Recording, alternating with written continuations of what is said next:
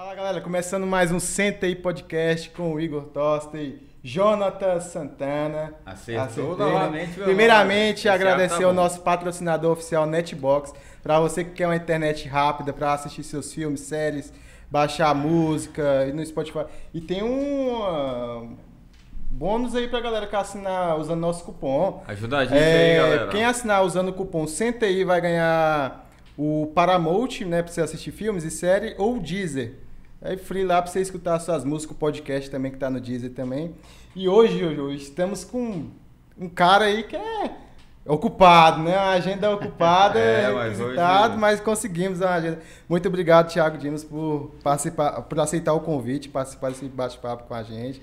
Vamos contar várias histórias e projetos que estão sendo votados aí também, né? Para ajudar até a gente, né, Jonathan? A nossa classe. E muito obrigado pelo convite aí, por você ter aceitado o convite, né? Obrigado, eu que agradeço, viu, Igor? John, satisfação grande estar aqui no Senta aí. Senta aí. Né, pra gente ter aí um bate-papo bem descontraído, de uma forma bem irreverente. Agradeço ao convite de vocês e estou à disposição. Sabemos que a agenda é... bater um papo. Não, modéstia sua. A gente tem trabalhado muito pelo Tocantins. Muito, né? Em prol dos tocantinenses, em primeiro lugar, mas em prol de todo o nosso país. Principalmente agora nesse Covid, né? No período do Covid, eu acho que piorou ainda mais. Tipo assim, melhorou para trabalhar, né? Trabalhando muito. Acho que todo mundo foi pego de surpresa, né, com isso. E o trabalho remoto facilitou muita coisa, né? Mas, sem dúvida alguma, esse trabalho presencial fez muita falta. E por um longo tempo, o Congresso agora, né?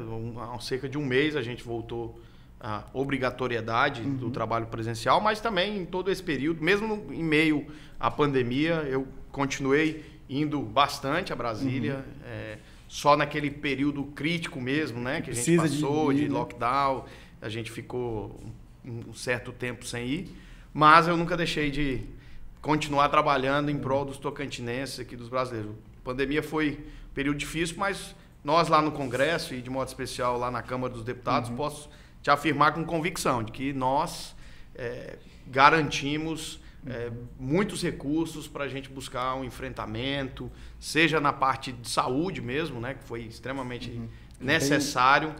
E eu direcionei muitos recursos, inclusive remanejei recursos de outras áreas para a saúde.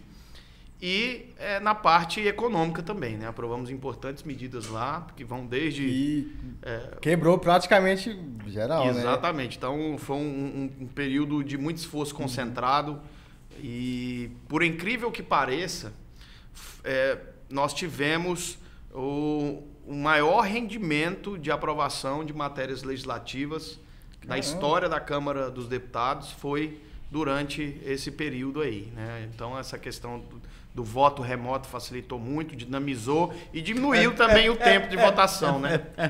Porque geralmente eles não vão, né? Então, remoto não tem desculpa, né? Em casa, acabou desculpa, você vai votar. Vai lá e vota e usa uma roupa qualquer, um pijama.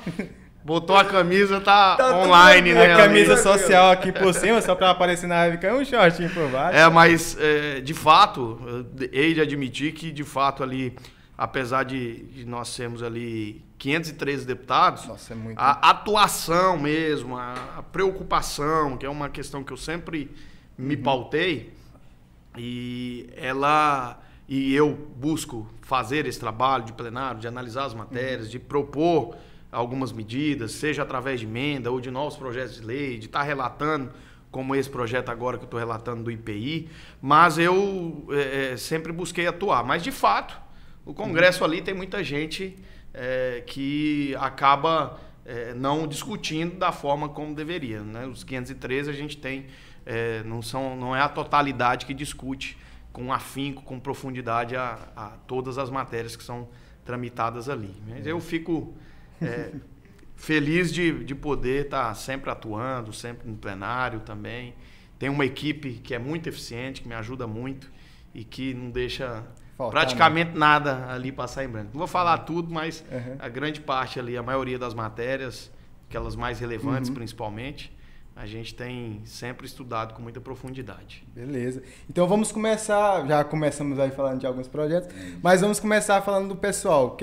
Para quem não, eu acho que é impossível alguém não conhecer, mas quem é o Thiago Dimas, de onde você nasceu, o que você fazia antes, até se apaixonar pela política e entrar nela? Igor, eu nasci em Uberaba, né, em Minas Gerais. Eu morei em Uberlândia. Uberlândia, do Sim, ladinho do lá Uberaba, pertinho. Uberaba, Berlândia. É. Mas eu nasci em Uberaba, mas morei lá por um ano, que foi quando meu pai concluiu o curso dele de engenharia civil. Seu pai é político também, né? Meu pai Ronaldo está Dimas, na Ronaldo política Dimas. já há bastante tempo, né? São 20 anos aí de vida pública. É de sangue, então, deputado. E não tem como deixar de estar no meio, né? Eu cresci convivendo dentro desse meio, vendo as boas experiências e me inspirando muito no trabalho que ele conseguiu desenvolver. Mas então eu nasci em Uberaba e já fui morar em Araguaína com 1 ano de idade, né? Meu pai conheceu minha mãe em Araguaína.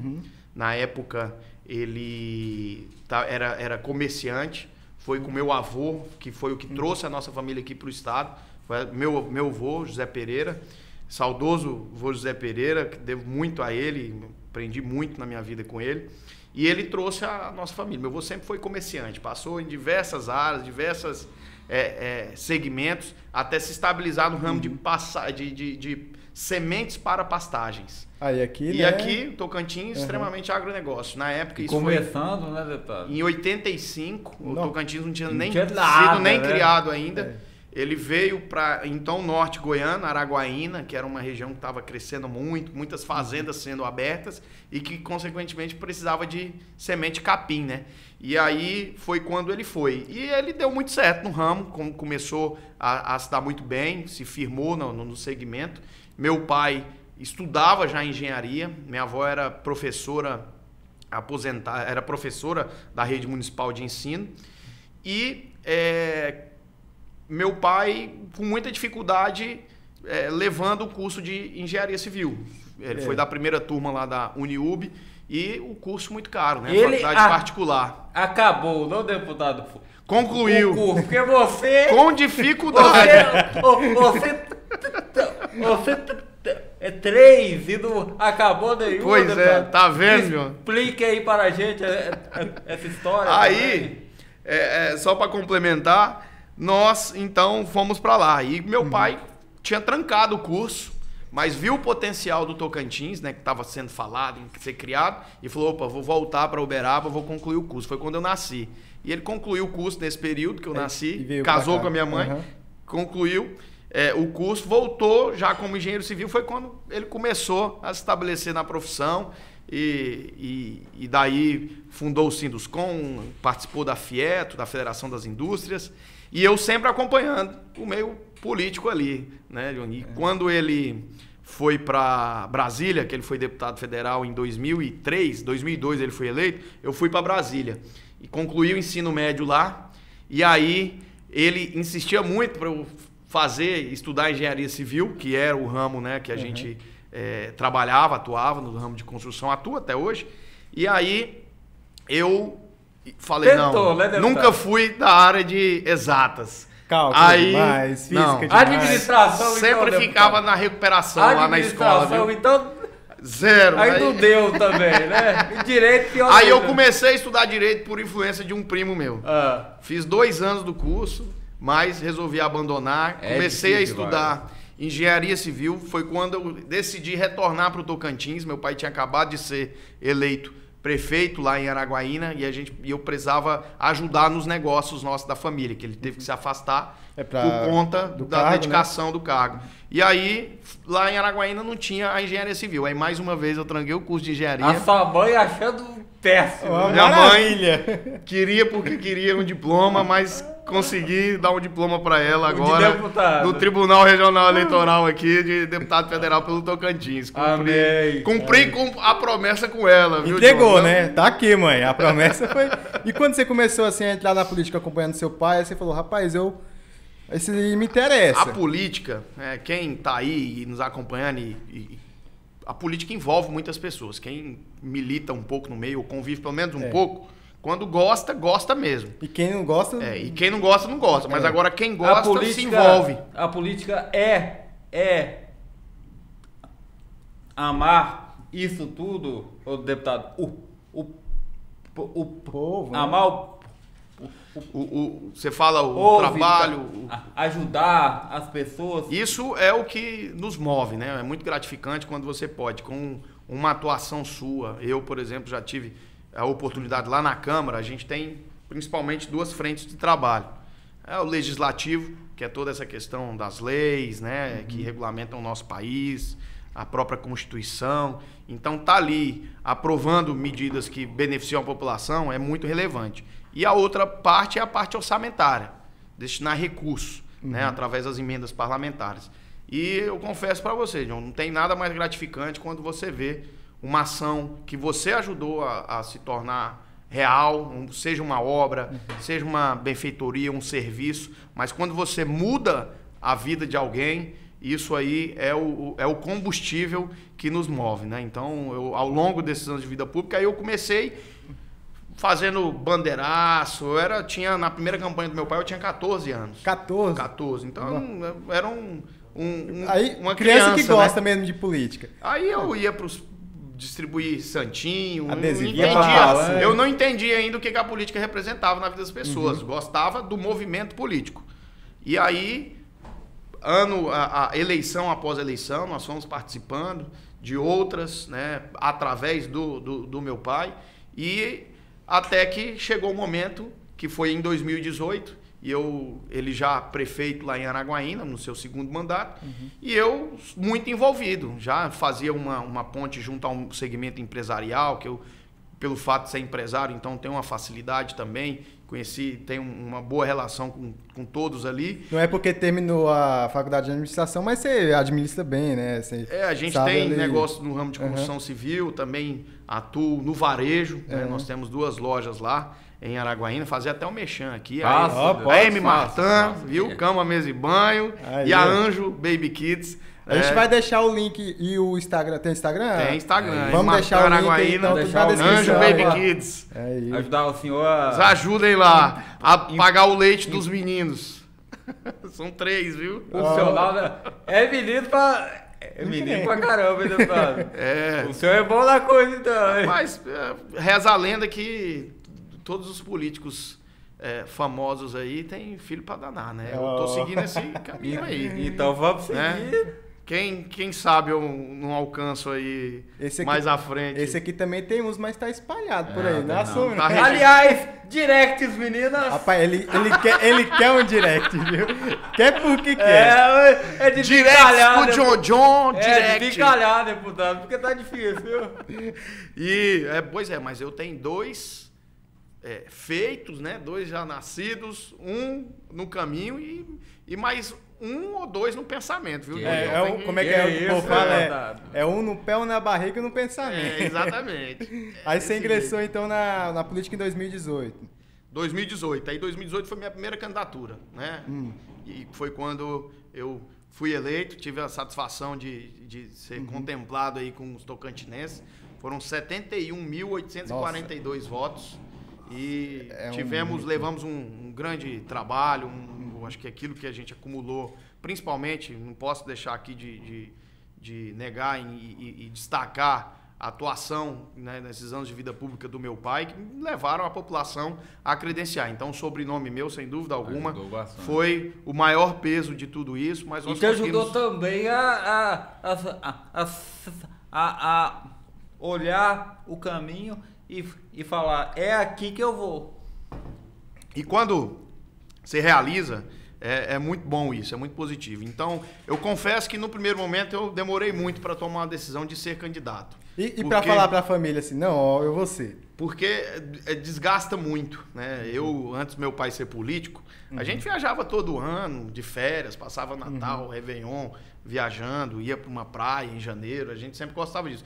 Depois que ele se tornou prefeito, e já começou a atuar no meio político, isso praticamente era uma raridade, era assim, um final de semana, uma vez ou outra. Então, esse convívio familiar, eu sempre fui muito apegado à família, às minhas avós e tudo, então sempre me deixou pensar muito, falou, não, acho que eu não tá na hora ainda, não sei se é isso. Mas chegou no momento, chegou em 2018, chegou no momento que tomei essa decisão e a gente sabendo da importância de um deputado federal para o estado do Tocantins, e também vendo uma oportunidade, né? De fato foi uma oportunidade. Acho que a minha votação demonstrou muito bem isso, porque a gente viu que tinha espaço para novas ideias, né? Para um jeito novo de atuar. Acho que é disso que realmente a população quer. Política precisa de algo novo. Algo que oxigene o negócio, porque hoje em dia os jovens acham que a política é algo que ou rouba demais ou é algo nada, ruim. Né? E isso é muito presente, né, dentro da mentalidade do brasileiro. E aqui no Tocantins nem se fala, né? A gente está aí diante de escândalos que nos envergonham nacionalmente. Eu mesmo estou em Brasília, a gente fica envergonhado com a situação política estadual que o Tocantins Rio de Janeiro 2, né, deputado? Pois é. A que ponto chegamos, né? Mas na política existe sim jeitos e formas e pessoas. E como um dos meus slogans de campanha era renovar também as ideias. Porque não adianta a gente falar, John, jovem aqui, só de, vamos renovar para botar gente nova. Não, porque tem que pôr o novo, tem que pôr isso. Não tem que inovar. Inovar é muito melhor mostrar o do serviço que necessariamente também, né? renovar, né? Então, a gente, ao longo desse período, vem inovando. Araguaína é um grande exemplo. Hoje a cidade está transformada em todos os aspectos. O cidadão araguainense hoje ele enxerga, ele vê, ele sente lá na pele o que a política é capaz de fazer. Né? Porque a política ela é e sempre será. Eu sempre falo isso nas minhas falas, onde eu tenho oportunidade.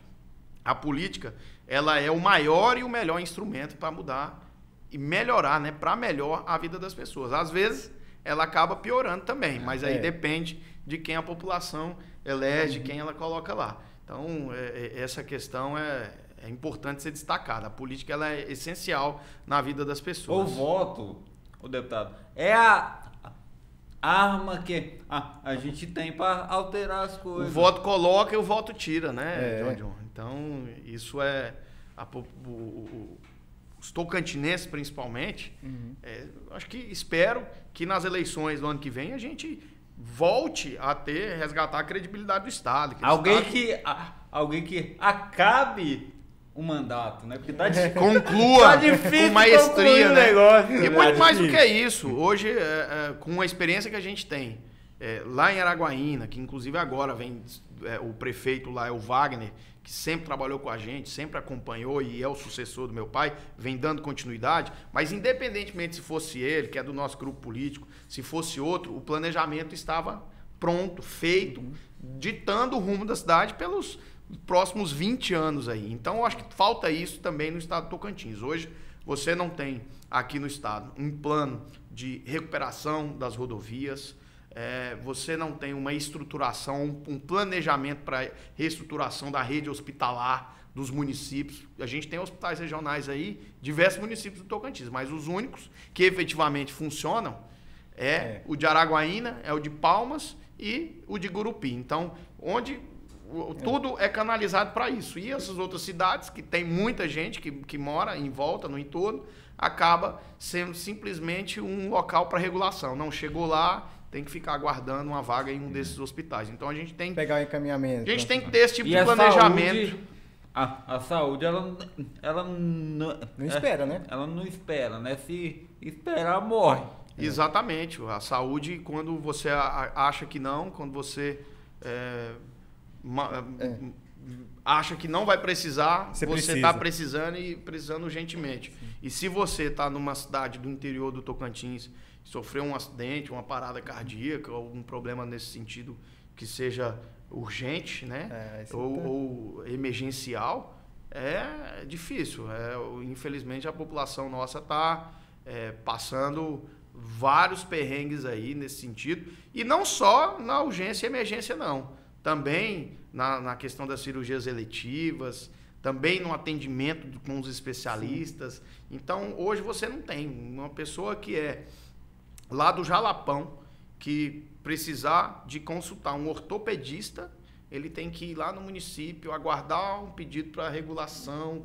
É muito difícil isso, porque não há centros especializados, né, de especialidades com a altura que o Tocantins precisa nesses municípios. Tem nos maiores, mas nessas cidades onde tem hospitais regionais, cidades importantes, como Augustinópolis, lá no Bico Papagaio, você pega ali na região sudeste também, o Dianópolis, no próprio Jalapão, na própria região sul, isso daria para ser descentralizado. Tem uma população que fica mais ao sul ainda, ali em Formoso do Araguaia, naquela região que precisa, né, de vários aspectos. Guaraí é uma cidade que está no centro do nosso estado e ainda passa dificuldade, e tem 29 municípios do seu entorno.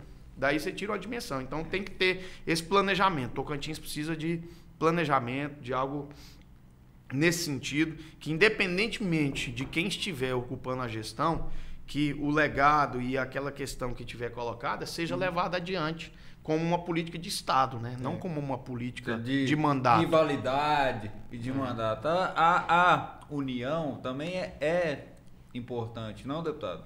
Sem dúvida alguma. Esse trabalho coordenado, conjunto, tanto com Poder Executivo, o próprio Legislativo, o Judiciário, a própria população unida em prol disso. Cobrando também, né? Indo lá, ou aqui, fazendo alguma denúncia, acreditar, talvez. Né, deputado? É importante. Eu elegi esse, ele é honesto e vai meu representante, né? As pessoas ficam, às vezes, tão descrentes da política que nem se lembram em quem que votou. Isso acontece muito. A política municipal, isso não é assim, as pessoas lembram mais, mas na política estadual, dificilmente, talvez a pessoa lembre em quem ela votou para governador. Agora, você perguntar quem foi o deputado, quem foi o senador dela, ela talvez nem lembra. A grande maioria não lembra. Então, isso aí demonstra claramente a descrença que as pessoas têm no meio político, né? É da cultura, o deputado, de arrumar um gás, arrumar tijolo. E isso não é o papel que é o do político. Sempre concordei com isso, tanto que os ensinamentos, as experiências que a gente tem, e permitam-me aqui mais uma vez mencionar Araguaína, que é onde eu tenho conhecimento e propriedade para falar e defender o modelo de gestão que a gente atua. Lá, por exemplo, as políticas de assistência social. Lá, o negócio foi profissionalizado mesmo. Por quê? Porque a assistência social vai para quem precisa, para quem está cadastrado. A gente fez um grande projeto habitacional lá. Foram quase 7 mil casas entregues. Tudo com crivo, com um cadastro correto, baseado em critérios que gerou uma pontuação, que levaram essas pessoas selecionadas a serem sorteadas em um projeto. Isso, se a gente for ver, e aí, por exemplo, você pega as cestas básicas. Hoje eu vejo, por parte até do Estado, é muito importante a gente ter distribuição de alimentos para as pessoas. Realmente, nesse período agora que passou as pessoas passam muita dificuldade. Mas só que não há uma política com critérios claros de distribuição disso. Aí acaba indo para isso que você falou, para a politicagem.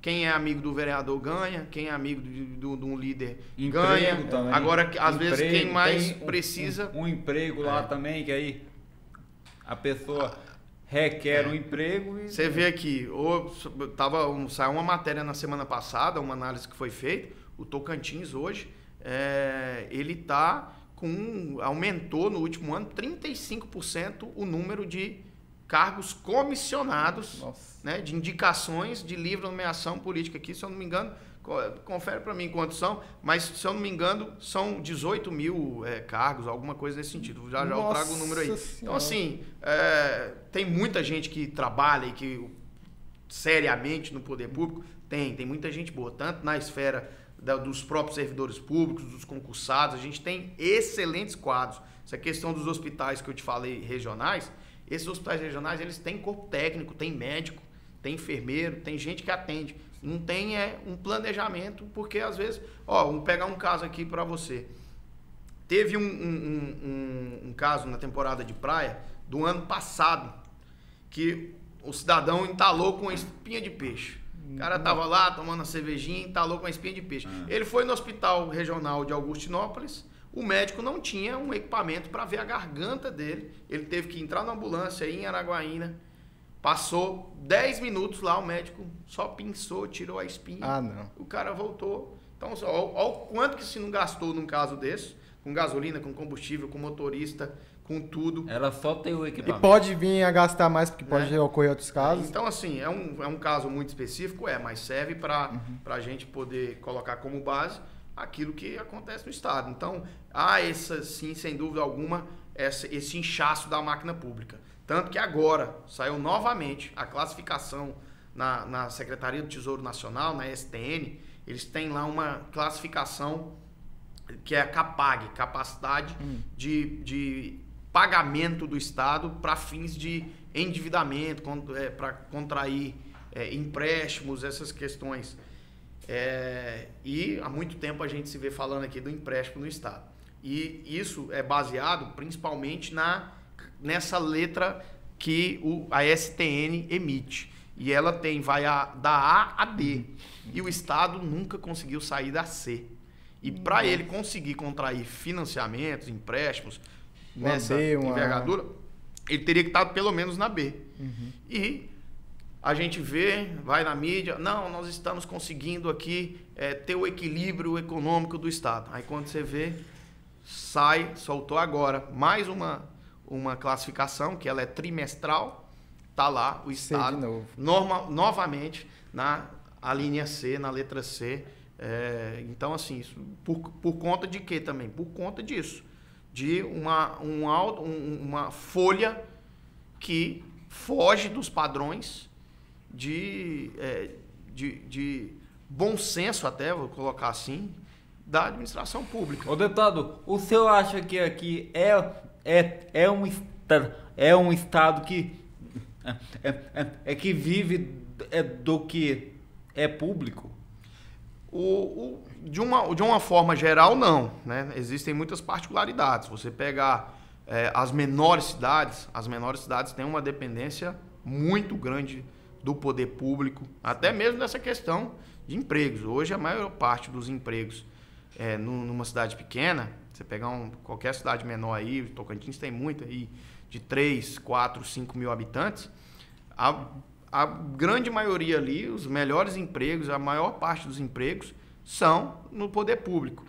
Ao contrário de você pegar, por exemplo, as maiores cidades. Você já pega, por exemplo, Colinas, Gurupi, Araguaína, que tem uma força econômica muito forte.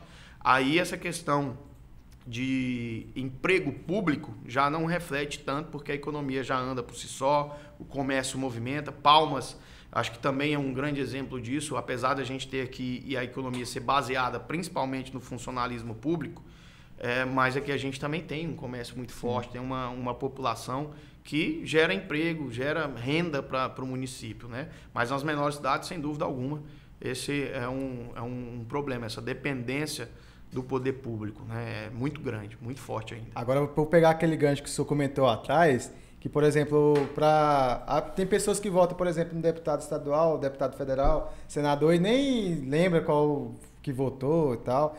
E tem gente que também nem sabe qual a função dele. Por exemplo, se um deputado federal, tá lá, foi para Brasília. Mas, assim, quando você foi pensar, eu vou entrar na política, você já pensou diretamente, eu vou ser deputado federal, e para explicar para a galera aí o que o deputado federal atua mesmo. Excelente pergunta aí. Bom, os deputados, de uma forma geral, tanto os estaduais quanto os federais, eles são do poder legislativo. Então, como o próprio nome já diz, né, já induz, cuida principalmente da parte legislativa. Então, cada um na sua esfera. Aqui os deputados estaduais cuidam das legislações do Estado, dão todo esse suporte ao Poder Executivo e ditando as leis e as normas aqui do nosso Estado. E nós, lá em Brasília, as leis do nosso país, né? E muitas delas, inclusive a própria Constituição. né? Então, a própria Constituição somos nós lá no Congresso Nacional, e até mencionei isso logo no início, que basicamente duas funções primordiais nossas. É a questão de legislar, de fazer novas leis, de alterar leis constitucionais ou infraconstitucionais, e também a parte orçamentária, que não deixa de ser lei.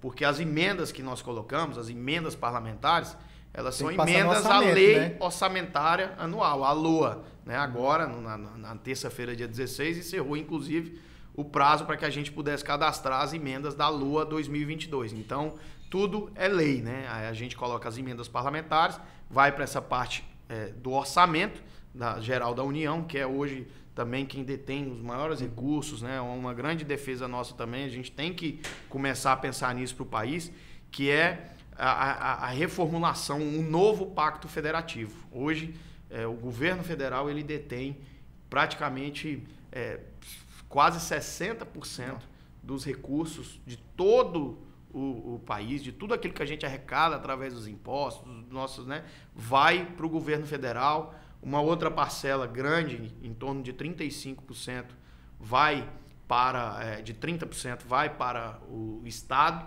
e outros 10%, 15% ficam com os municípios. Então, há uma distribuição muito desigual. E aí entra, mais uma vez, a função do deputado, que é fazer essa ponte entre os municípios. Então, por isso que eu estou sempre presente na minha base, nos municípios que a gente tem uma atuação mais forte, porque a gente leva essas demandas, vê o que é que o município precisa, né, e direciona através das emendas parlamentares para executar, seja as obras, seja a questão de saúde. A gente tem, e eu estou atualmente na coordenação da bancada federal, também ajudando e ali apoiando todos os outros deputados federais, os senadores do nosso estado, nessa função também que é de direcionar os recursos de bancada. Então, a gente tem feito um grande trabalho, escutado muito a sociedade, para, na hora de mandar os recursos, mandar para aquilo que realmente precisa. E como que funciona assim na hora da criação de uma lei? Por exemplo, o deputado federal, então, que tem a ideia ou recebe a ideia de alguém, né, de ajudante, ou vem na cidade e vê o que precisa ou alguma coisa. Aí como é que é? Ele faz um relatório da lei? É um projeto de lei. Um projeto de lei. É um projeto de lei. Inclusive, eu abro espaço dentro das minhas redes sociais, me acompanham lá, sempre estou fazendo, vamos deixar aqui também na descrição, né, para a gente poder, para que a população possa sugerir ideias para nós, para a gente estar apresentando novas leis. A gente apresenta um projeto de lei.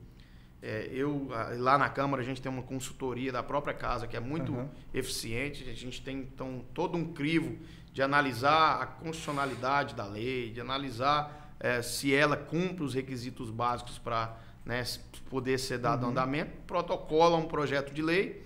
E esse projeto de lei, na Câmara, e também no Senado é assim também, ele passa primeiro pelas comissões temáticas. Por exemplo, agora eu estou analisando, sou relator de um projeto de lei que prorroga a isenção do IPI na aquisição de veículos para pessoas deficientes, taxistas, e estou tentando também, a gente está trabalhando lá para incluir os mototaxistas. Então, eu sou relator desse projeto de lei que está na CFT. Eu sou membro da CFT, que é a Comissão de Finanças e Tributação, que analisa... como é uma lei de isenção fiscal, então a gente tem que analisar essa questão dos impactos orçamentários. Hoje ela está como? Antes era 70 mil, né? Hoje, a lei... O que daria para adquirir hoje em dia um Gol, não, deputado? Acho que nem isso. Acho que nem isso daria para adquirir hoje em dia. Difícil, né? Porque um Onix, que é o carro automático hoje mais barato no mercado, de acordo com o que a gente pesquisou, é R$86 mil, né? Então, da proposta, da forma como estava, isso foi mudado através da medida provisória, nós até conseguimos aumentar esse limite para R$140 mil. Ainda, não? O que também, eu não vou considerar como pouco. Irrisório não é, mas mas eu acho que existem outras necessidades. Tem gente que precisa de um carro melhor adaptado, de um carro maior.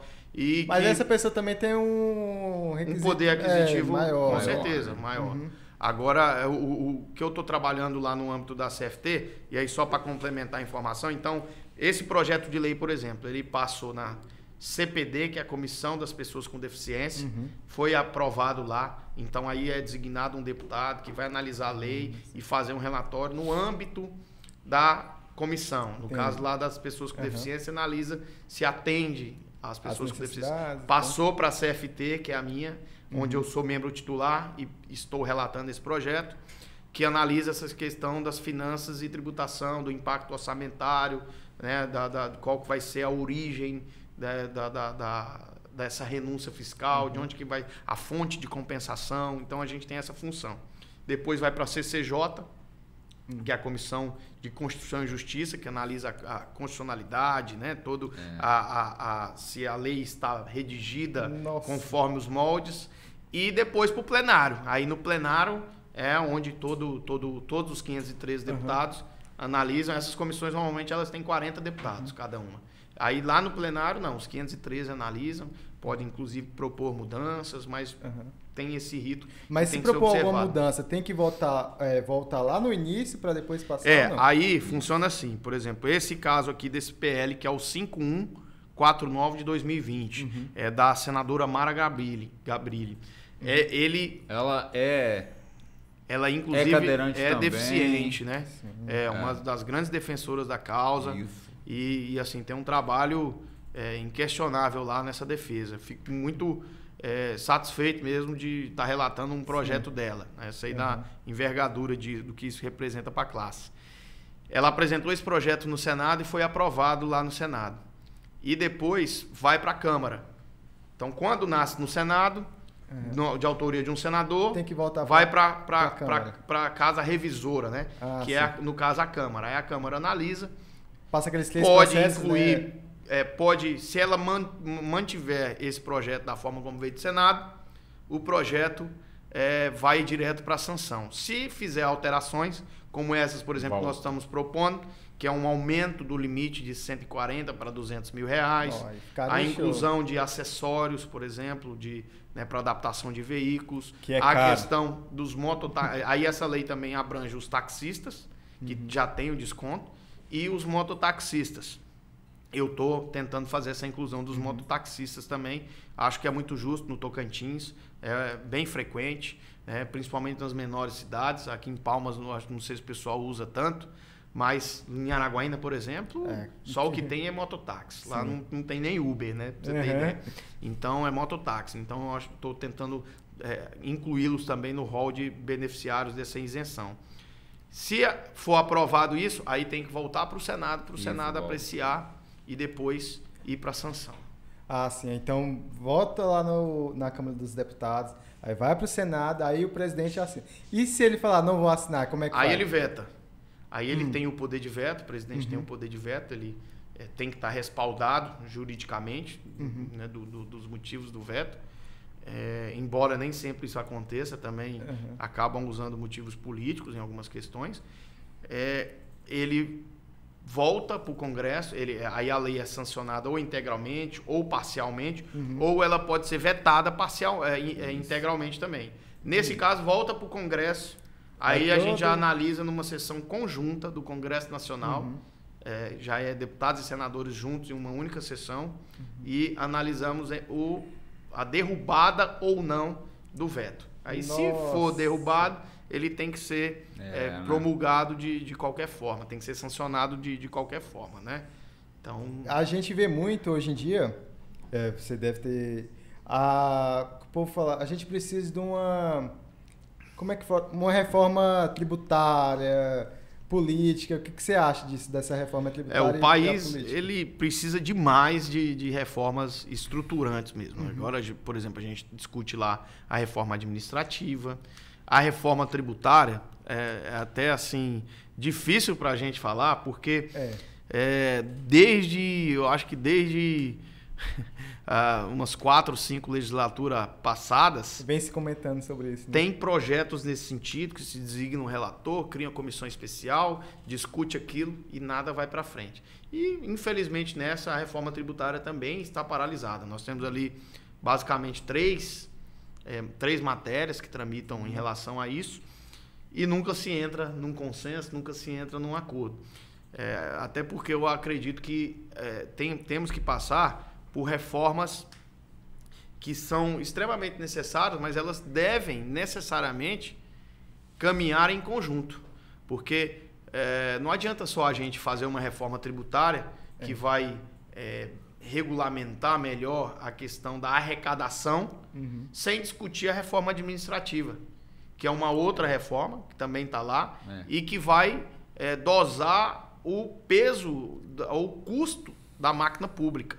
Então, o que adianta a gente, de repente, mudar a arrecadação sem rever o custo da administração pública, da máquina pública como um todo? Então, é difícil, mas eu acredito muito que mais à frente é um ano que vai ser difícil, tem sido difícil em virtude da própria pandemia.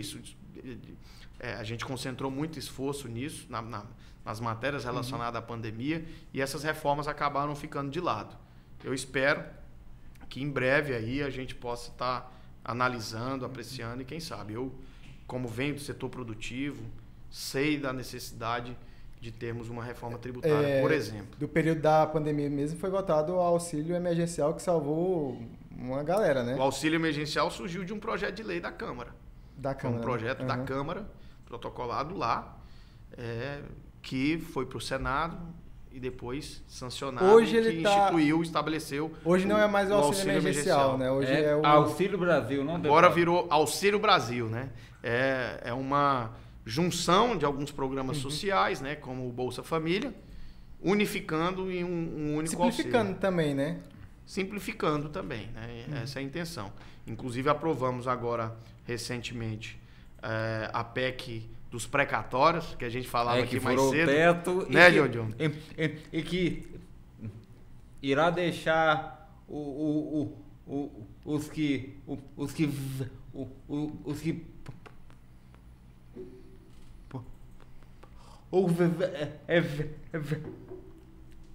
Ventura tiverem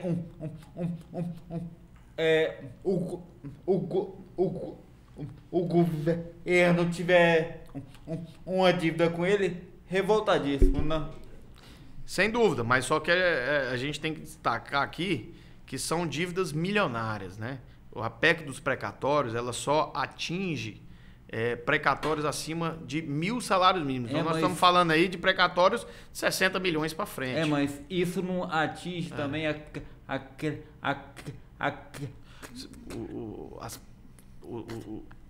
os menos privilegiados, digamos assim? Edibilidade do país, ô deputado? Pode até atingir de certa forma, mas só que no momento, em meio a uma terrível pandemia, com a frustração de receita que a gente vê acontecendo, com o aumento do custo do próprio auxílio emergencial, de tudo isso que teve que ser estabelecido, e da necessidade de implementar novas medidas para dar continuidade, como o próprio Auxílio Brasil, esse recurso tinha que sair de algum lugar, né? Então a opção que nós fizemos foi essa, de atingir os precatórios, e na verdade não é um calote, é um parcelamento, né? Eles não vão deixar de ser pagos, é um parcelamento, e esse parcelamento vai permitir abrir uma brecha, uma dotação orçamentária para implementar questões importantíssimas como essa do Auxílio Brasil, que eu rodo o Estado e eu sei que muita gente precisa e depende disso para poder ter pelo menos ali um Agora voltando ao normal, que tá né? melhorando, né? Os autônomos já estão conseguindo trabalhar, né? Com a maioria. O país eu acho que já está conseguindo voltar à normalidade. Acho que avançamos muito na vacinação. Hoje a população está vacinada. Um dos primeiros no mundo todo. Então, e começou ruim, né? atrasado demais, né? Demais. A em gente milênios pecou também, muito né? nesse início, já era pra gente estar bem melhor. E já passou. Se houvesse... E já retomou a frente, porque aqui existe a cultura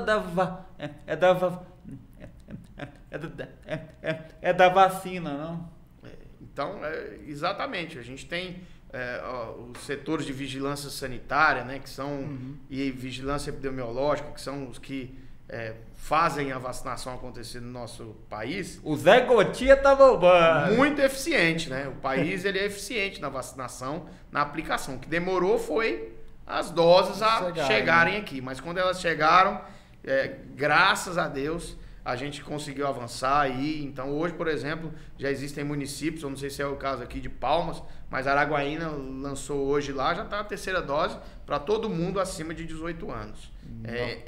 Indo ao encontro daquilo que as autoridades estão indicando. E essa pandemia trouxe um negócio ruim, Júlio. Você sabe o quê? O que, querido? Rapaz, é o preço da gasolina. Como que a gente faz para baixar esse preço da gasolina? Pois é, esse do combustível... Esse tal famoso combustível. O combustível é um grande problema mesmo a ser enfrentado no nosso país. E tá mundial. Fiz umas pesquisas e tá em todo mundial. lugar. Há um aumento, sem dúvida alguma, um aumento mundial, ocasionado principalmente em virtude do aumento do custo do petróleo. O barril de petróleo aumentou muito e hoje a Petrobras, que é uma empresa brasileira, né, uma das gigantes mundiais aí, que produz aqui o nosso petróleo para gerar o nosso combustível, ela baseia isso, e isso é uma questão que eu até tinha estudado muito, quando eu comecei a fazer uma defesa de uma diminuição do custo das passagens aéreas, porque é um absurdo. Aqui no estado do Tocantins é desproporcional em relação aos outros. E uma das alegações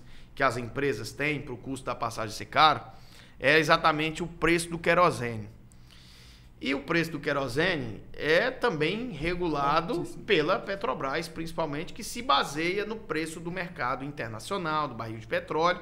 Exorbitante, não, deputado. E que ocasiona isso. Então, o que a gente vive hoje na questão do combustível, por mais que a gente tenha obrigações acessórias, outros impostos, como o ICMS, por exemplo, a gente, inclusive, já eu falo do ICMS que a gente aprovou lá na Câmara, uma mudança. O ICMS, mas o petróleo vai continuar aumentando, essa é a tendência. Enquanto o petróleo estiver aumentando, o preço do combustível nosso vai aumentar e vai acompanhar esse aumento. Eu fiz até uma aposta ali com o meu primo, acho que até o final do ano bate 8, que tá indo muito.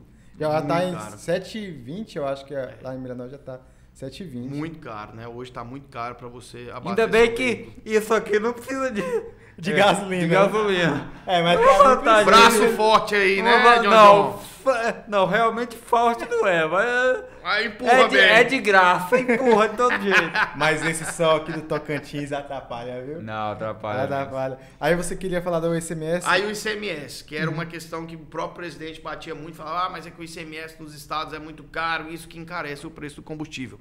De fato, a reformulação que foi feita, que a gente fez? Pegou o ICMS, ele era baseado na pauta COTEP, que é uma pauta que o CONFAS pega de cada estado a média dos últimos 15 dias e se cobra o preço do ICMS com base nessa média dos últimos 15 dias.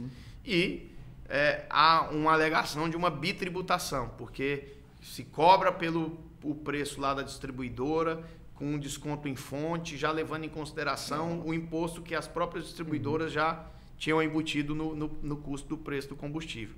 E aí, o ICMS, o que a gente aprovou lá? Um congelamento disso por um ano do preço cobrado pelo ICMS, do ICMS. Em vez de observar uma média da última quinzena, é a média dos últimos 2 anos, onde o combustível estava mais barato, e congelado por um ano. Então, ou seja, enquanto isso... Isso foi votado... Isso foi votado na Câmara, está no Senado. Espero que seja aprovado e que seja sancionado. Aí talvez congele mais, assim, vai amenizar, o preço, né? Vai amenizar, mas é aquilo que eu falei. Enquanto o petróleo estiver aumentando, nós vamos ter. Então, o que eu defendo? Eu defendo um modelo econômico e uma economia liberal. Eu acho que a gente precisa disso, mas tem determinadas situações que o Estado precisa agir.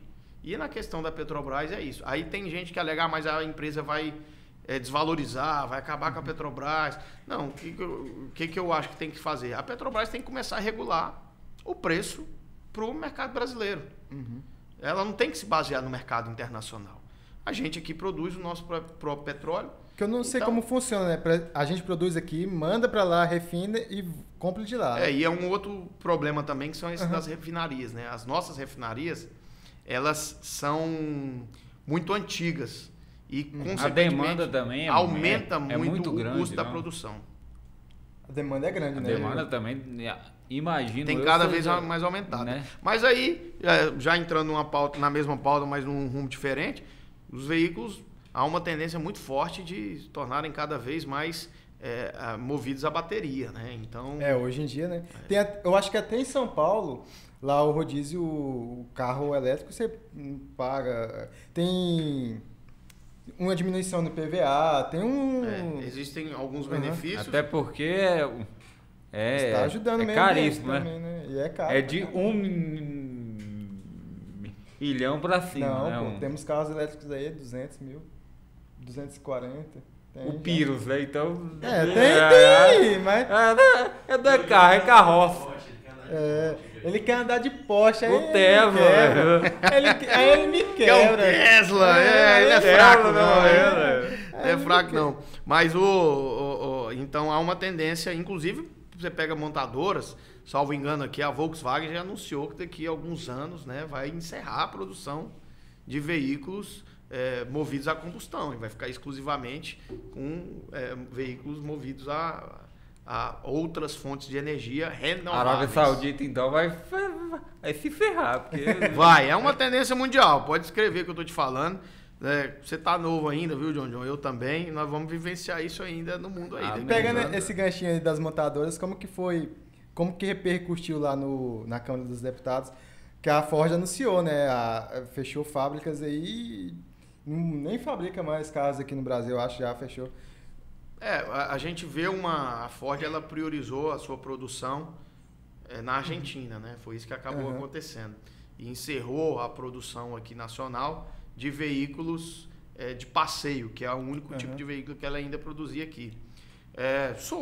Teve uma repercussão muito negativa, porque, de fato, eles tiveram benefícios, tiveram isenções fiscais, tiveram, inclusive, empréstimos, por exemplo, do próprio BNDES, que incentivavam e garantiam a manutenção dessas indústrias, e quando o país precisava, né, ou mais precisava, eles decidiram fechar. Então, soou muito mal, é um reflexo negativo econômico para o nosso país, mas eu acredito que o mercado acabou absorvendo isso, gera um impacto também. O preço do veículo aqui está um absurdo, né? Aumentou demais. Até usado.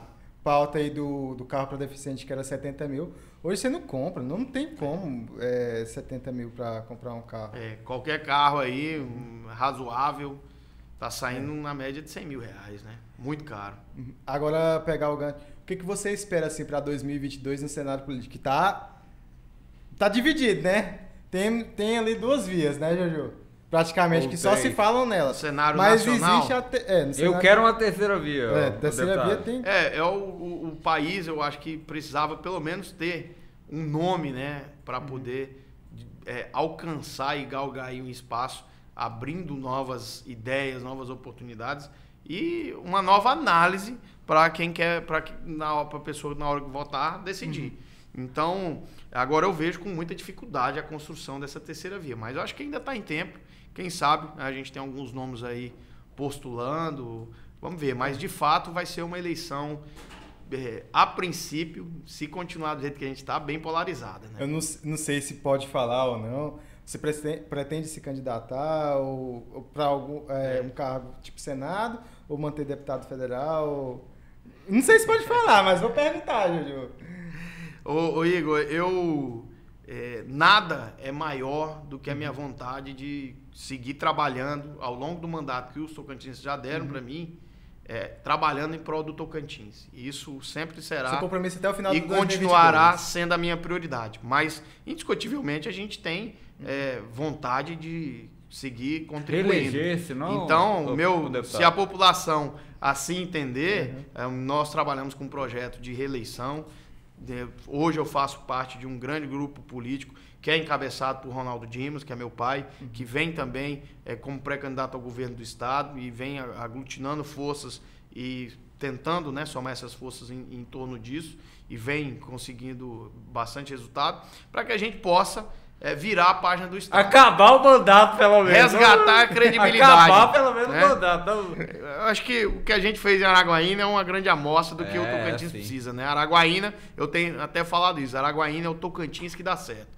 Hoje a gente tem segurança jurídica, segurança administrativa, planejamento, uma gestão que realmente honra, né, a população que confia. E é isso que a gente precisa para o Estado. O Estado precisa virar essa página, sair da mesmice, né? Porque é impressionante como sai um, entra outro e o discurso continua no mesmo rumo, no mesmo sentido, tentando enganar a população. Às vezes falar que não sabia que... Mano, a gente sabe como é que as coisas funcionavam aqui no estado do Tocantins. Infelizmente, nós fomos enganados. Inclusive eu, né, também fui enganado, porque acreditei que a gente poderia viver um novo momento através do governador hoje afastado. Apoiei, mas fomos enganados, né? Então, acho que Tocantins já teve experiência trágica o suficiente e hoje está amadurecido para ter aí um novo projeto à frente. E o que você fala assim para as pessoas, o que pode melhorar na política, ou renovar, né? O que você fala assim para as pessoas, vamos trabalhar junto? Fala uma coisa para a galera aí para renovar e melhorar esse cenário político, animar as pessoas. É aquilo que eu falei, a política e sempre vai ser a melhor forma de mudar a vida das pessoas. E mudar para melhor se a gente elege gente séria, gente comprometida. Então, a gente tem que sair, e o recado e a mensagem que eu posso deixar em relação a isso é que o Tocantins, ele não pode se dar o luxo de ter na sua frente, na condução dos principais cargos, em todos eles, pessoas amadoras, pessoas que não têm experiência, principalmente na parte do executivo. Então, a gente tem que ter gente que tem experiência comprovada, que já tenha um trabalho nesse sentido, né? A gente não precisa mais de político que cai de paraquedas do dia para a noite e que sai por aí vendendo lote na lua. A gente precisa... E outra coisa que me desagrada muito também, prometendo muita coisa para ganhar certas facilidades, que a gente já vê esse filme, já viu esse filme acontecer. Até no passado. Não. Mais recente. Ô, deputado, a pessoa entra lá, tipo, herdando um mandato e vai e aí se reelege e fica lá. E acaba não trabalhando. Acaba não acabando o mandato, né? Então é difícil isso. Mas a gente vai vivenciar um novo momento. Eu, como um jovem tocantins, nasci junto com o Estado, viu? Sou de 88. Eu também sou de 88. Sou de 88, 33 aninhos, em agosto, Rapaz, praticamente junto com o Estado. Eu sonho muito em ver um novo momento pro Tocantins. E é isso que a gente tem que acreditar. Acreditar, o deputado. E aqui, a política sempre vai existir, vai continuar existindo. Então a gente é que tem que escolher. Tudo é política, né? Tudo é política, né? Tudo hoje até é baseado qualquer coisa política. na política. Nossa vida uma lei, uma norma, por mais simples que seja, ela tem por trás uma decisão política. Então, e a política é feita por pessoas. Então, é escolher a pessoa certa, né? Elejam bem, pessoal. E tem alguma lei além dessa do IPI que você está relatando ou está criando? Eu tive um projeto de lei recém-aprovado na Câmara, está em tramitação no Senado, que é a defesa. Eu apresentei ele principalmente pela defesa das mulheres. Que, em meio a toda essa pandemia, uma das preocupações que a gente teve no Congresso, principalmente quando estava no ápice, no auge, foi defender as gestantes que são mais vulneráveis e que poderiam, ao contrair a Covid, ter complicações mais severas. Só que de lá para cá, a gente mudou muito, né? E nessa lei que foi aprovada, a gente conseguiu avançar na vacinação, a gente está em outro momento em relação à pandemia, em tudo aquilo que aconteceu. Lá que foi aprovado, afastava a gestante, determina o afastamento da gestante, mas imputa o pagamento do seu salário integral ao empresário. Então, você que tem uma empresa, quem tiver uma empresa, mesmo que seja uma pequena, grande, média, não importa, ele é obrigado a afastar a gestante e pagar o salário dela. e continuar pagando. Sem nenhum tipo de benefício por parte do governo. Então, isso estava gerando um impacto a um médio e longo prazo aí muito ruim. Que é o quê? As empresas começarem a deixar de contratar mulher. Não vou contratar mulher porque se ela engravidar... Aí eu tô lascado, né? Aí eu vou ter que afastar ela e ficar pagando o salário dela para ela ficar em casa, de home office. E muitos trabalhos são incompatíveis com home office. E aí, nós apresentamos um projeto de lei que foi aprovado na Câmara recentemente, está em tramitação no Senado, que vai disciplinar isso. As gestantes, por exemplo, que forem vacinadas, que não tiverem nenhuma intercorrência médica ou tiverem a liberação médica, poderão voltar ao posto de trabalho. E aquelas que, mesmo assim, precisarem ficar afastadas, vai ter o seu salário pago pelo auxílio maternidade, né? Tirando esse encargo do segmento empresarial. Então, vai continuar defendendo as gestantes, preservando a saúde, preservando a sua renda, mas defendendo elas no mercado de trabalho e defendendo também o empresário, né? Porque a mulher precisa quem gera renda também, né? Trabalhar. Tem igualdade, né? Tem gente, eu fui muito procurado nas minhas redes sociais, até hoje soube que o pessoal quer saber como é que tá no Senado e tal, de gestante que quer, minha esposa inclusive, minha esposa tá gestante, tá com 7 meses de gravidez, mas continua trabalhando, indo normal, é lógico que resguardado as devidas diferenças, porque você pensar aqui numa gestante que tem que pegar um transporte público, tem que sair de casa... Fazer um esforço, talvez. Mais vulnerável, mas tem que ser observado caso a caso. Mas minha esposa continua trabalhando normalmente, sem nenhum tipo de problema.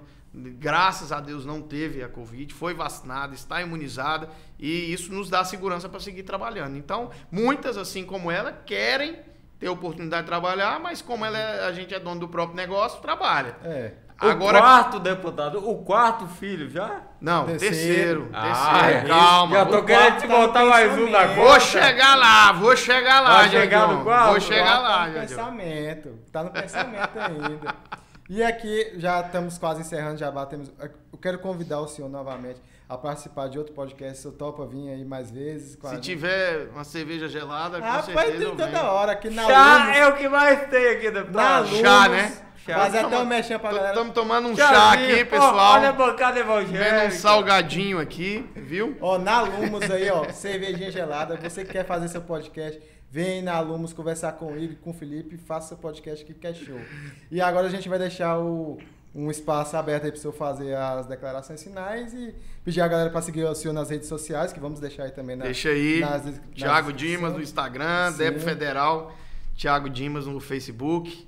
Sigam nós lá, siga a gente lá. Mas quero parabenizar aqui, estrutura muito bacana, podcast show de bola. Não os conheci aqui, né, Johnny, nem o Igor. Mas, pô, são figuras irreverentes aqui. Fiquei muito feliz mesmo, senti em casa aqui. Fico muito agradecido. E o estúdio aqui, tudo, a equipe aqui, show de bola, estão de parabéns. Amém, deputado. Continuem contando com o nosso trabalho lá em Brasília, na Câmara dos Deputados, viu? Pra gente poder avançar no país da melhor forma possível. Sim. Seja aprovando as leis, seja mandando os recursos. Eu tenho buscado atuar de uma forma diferente no nosso mandato. Estamos fazendo um processo seletivo. Tem um site, inclusive, põe aí também pra gente, por favor, emendasthiagodimas.com.br, onde a gente abre um processo seletivo para instituições privadas sem fins lucrativos que prestam e que tem algum projeto de interesse público, social, em qualquer área que seja, a concorrerem com as emendas. Nós já contemplamos 14 projetos, já mandamos quase 3 milhões de reais para esses projetos. Inclusive tem uma aqui de Palmas, que aconteceu aqui agora recentemente, inclusive ligado à classe de vocês, que foram os Jogos Inclusivos do Tocantins. O Gito, lá do Instituto Reviver, promoveu aí um jogo, né? Diversas atividades esportivas, competições com as pessoas com deficiência. Isso é importante. E nós mandamos uma emenda para eles lá, ele foi selecionado, de 130 mil reais. Temos projeto na parte do meio ambiente que já foi selecionado. Inclusive, eu esqueci qual que é o nome o daqui, aqui em Palmas, tem um outro que é de coleta seletiva. Então, está sendo feito aí esse recurso, essa proposta já foi aprovada lá no Ministério do Meio Ambiente. Vai fazer uma coleta seletiva, introduzir toda a cultura em 10 condomínios aqui de Palmas, 10 prédios selecionados que vai ter toda, né, desde a orientação, a própria coleta em si, seletiva, de modo a preservar o lixo, e a gente já tentando implementar essa cultura aqui na capital. Bacana. Tivemos projetos de música já selecionado, que também é um outro projeto muito bacana, que é inclusive daqui de Palmas também, que é o Viva Música, levando música para os ambientes hospitalares.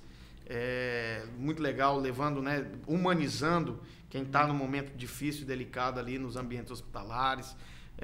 Tivemos já projetos na parte cultural, na parte de agricultura familiar, mandando trator para associação, para assentamento. Então, assim, a gente conseguiu, na parte esportiva, enfim, diversos segmentos aí já contemplados através do nosso mandato. Então, acesse o site, veja lá, fique por dentro, porque a gente vai lançar um outro edital agora já para concorrer a essas emendas. Espero contemplar outras entidades e que a gente tenha, né, daqui todo mundo que está aí nos acessando, nos assistindo, possa ver e acessar isso também, ter acesso a isso. É uma importante bandeira do nosso mandato. Democratizar o acesso aos recursos públicos. Isso é fundamental, né, John? O dinheiro é do povo. O dinheiro é do povo. Do povo, deputado. E tem bom projeto aí que precisa de recursos, né? Então, fico feliz em poder ajudar. Aí entra naquilo que a gente falou, né? Que é onde, por exemplo, esse dos jogos inclusivos, que eu vim aqui na abertura, é fantástico. Você vê ali cadeirantes, pessoas que não têm oportunidade, que não têm ali um incentivo para ter a prática esportiva acontecendo através de um recurso que a gente mandou. Distribuíram lá, esse recurso adquiriu também tênis, por exemplo. Tem gente que tinha vontade, não tinha um tênis para poder, né, complicado, usar e tal. Então, assim, é muito legal, muito gratificante quando a gente vê isso acontecendo lá na ponta. Deputado, amém. E vai mais e mais e mais. Vamos deixar o site aí, você mande lá seu projeto. Vamos firme. E vamos lá. Manda qualquer coisa, manda um direct lá pra gente, né, John? Sugerindo, pedindo informação. Pegou o bordão dele? Manda o direct. Manda o direct. Direct, pessoal, para o deputado exigindo o direito. Isso aí, rapaz. Então é isso, a gente tá encerrando aqui Abraço, mais um pessoal. podcast. Senta aí, se inscreve no nosso canal. Se quiser apoiar, nos ajudando aí no nosso Pix também tá na descrição. E é isso, muito obrigado e até mais. É isso. Valeu. Valeu.